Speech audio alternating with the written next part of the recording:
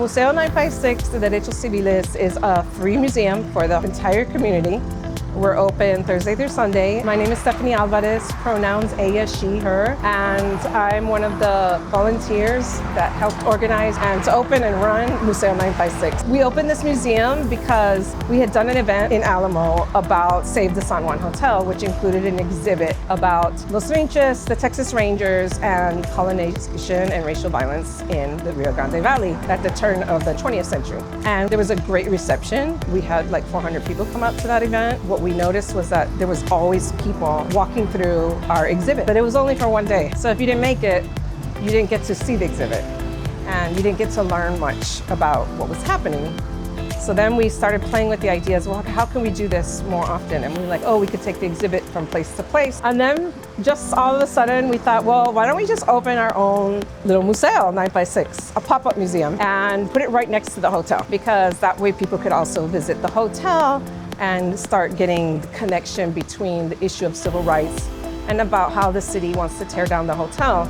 And we're advocating so that they do not tear down the hotel, that they preserve the hotel, so that people can learn the history of civil rights. It's a touchy subject because the hotel is a site of a lot of pain. Many of the elders remember it as a place where they used to hang Mexicans. Also, many people associate the hotel with Tom Mayfield, and Ronco they called him, because he lived there at the end of his life. This gentleman came, and he's a former San Juan police chief, and he says, I'm against saving that hotel. He said, Tom Mayfield was a horrible person. He said he would get a confession real quick out of Mexicans because he would pull their nails with pliers.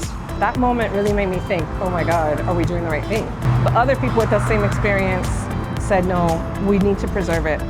But not just preserve it, but make it a site of truth-telling and reconciliation. We thought this was gonna be an easy thing for the city to see, but over a year later and they still haven't even had a meeting with us. But we're trying to raise money to keep it open and tell more civil rights history through the museum, through art, through history, through music, whatever it might be, and have rotating exhibits. And the goal is to ultimately own the hotel and have that be the Civil Rights Museum and take care of it, restore it, and tell the history of civil rights in the Valley.